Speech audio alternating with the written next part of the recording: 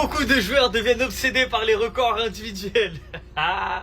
Ils finissent par oublier l'objectif principal, qui est le succès de l'équipe. Pour battre des records, l'équipe doit d'abord gagner. À votre avis, Ibiski? Gagner la Coupe du Monde, c'était le rêve de ma vie. Quand vous demandez à un joueur quel est son rêve, il vous dira que c'est de devenir champion du monde. En fait, là, il a fait une interview. Je sais pas, Ibiski. Si vous avez une idée, dites-moi en commentaire. Mais en gros, le résumé, c'est que c'est bien d'avoir des records, mais si tu gagnes pas, ça sert à rien.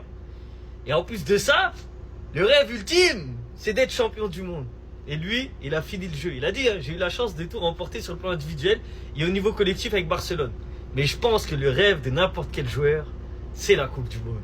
Et malheureusement, sur cette terre, il y en a un qui vise les records et qui n'a pas la Coupe du Monde. Je vous laisse deviner c'est qui. C'est un petit quiz aujourd'hui, pour ce matin. Moi, j'ai une petite idée, mais je vous donnerai pas ma réponse, sinon ça serait trop facile. Et n'oubliez surtout pas, dans le football, l'objectif principal, c'est le succès de l'équipe. Lionel Messi, beaucoup de joueurs deviennent obsédés par les records individuels. Ils finissent par oublier l'objectif principal qui est le succès de l'équipe. Pour battre des records, l'équipe doit d'abord gagner. Je ne suis plus le même joueur qu'avant, je n'ai plus la vitesse que j'avais il y a 10 ans. Cependant, j'ai ajouté d'autres caractéristiques à mon jeu, comme le fait de rendre mon influence au milieu de terrain plus décisive. Mais le pire, les gars, il a peut-être plus la vitesse, mais je jure qu'il a toujours le niveau pour être titulaire au FC Barcelone. Parce que l'aspect décisif et créer du danger à n'importe quel moment, il y a beaucoup de joueurs au Barça qui sont titulaires, qui sont pas capables. Et là où vous allez comprendre tout ce que je vous raconte, c'est à la Coupe du Monde. Lui-même le dit, j'aimerais participer à la Coupe du Monde, je suis en pleine forme. J'aimerais être un membre important pour aider mon équipe nationale. J'évaluerai cela jour après jour. Je commencerai la préparation pour la prochaine saison avec l'Inter Miami. Je verrai si je peux vraiment être à 100% et si je suis capable d'être utile au groupe. À la sélection nationale, puis je prendrai ma décision, nous verrons. Car comme il l'explique, il ne veut pas être un poids. Il ne veut pas avoir de passe droit parce qu'il est Messi. Il veut y participer uniquement s'il est à 100%. Et ensuite, il explique que gagner la Coupe du Monde, c'était le rêve de sa vie, que c'était la seule chose qui lui manquait. Et que quand vous demandez à n'importe quel autre joueur quel est son rêve, il dira c'est de gagner la Coupe du Monde. Enfin bref, sinon vous les gars, vous en pensez quoi? Ramenez-vous sur Snap Instant, on est.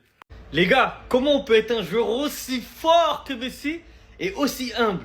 En fait, lui, il se rend pas compte de qui il est. Regardez ce qu'il a déclaré. J'aimerais jouer la Coupe du Monde si je suis en bonne condition physique. J'aimerais jouer un rôle important pour aider mon équipe nationale. Mon gars. Comment ça tu aimerais? Tu es déjà. Et même si t'es pas en condition physique, tu aides quand même. Même à 50%, Messi reste le meilleur joueur. Et lui-même, il est conscient que physiquement, c'est plus le même. Il le dit, je ne suis plus le même joueur qu'avant. Je n'ai plus la vitesse que j'avais il y a 10 ans. Ça, c'est normal. Cependant, j'ai ajouté d'autres caractéristiques à mon jeu, comme le fait de rendre mon influence au milieu de terrain plus décisive. Dites-vous que lui, là, il se dit, quand on vieillit, on perd certaines choses qu'on avait plus jeune, comme la vitesse, la rapidité de réaction, ce qui est normal, la capacité à voir le jeu plus vite.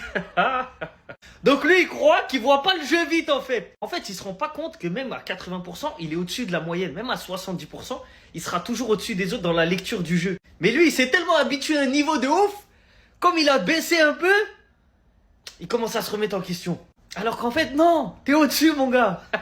Tu restes au-dessus des autres, même si t'es moins bon qu'avant. T'as vu un mec qui a 20 sur 20, même si il a une note de 19 sur 20 ou 18 sur 20, il sera toujours meilleur qu'un mec qui a eu 13 sur 20 toute sa vie. Bah, c'est le cas de Messi.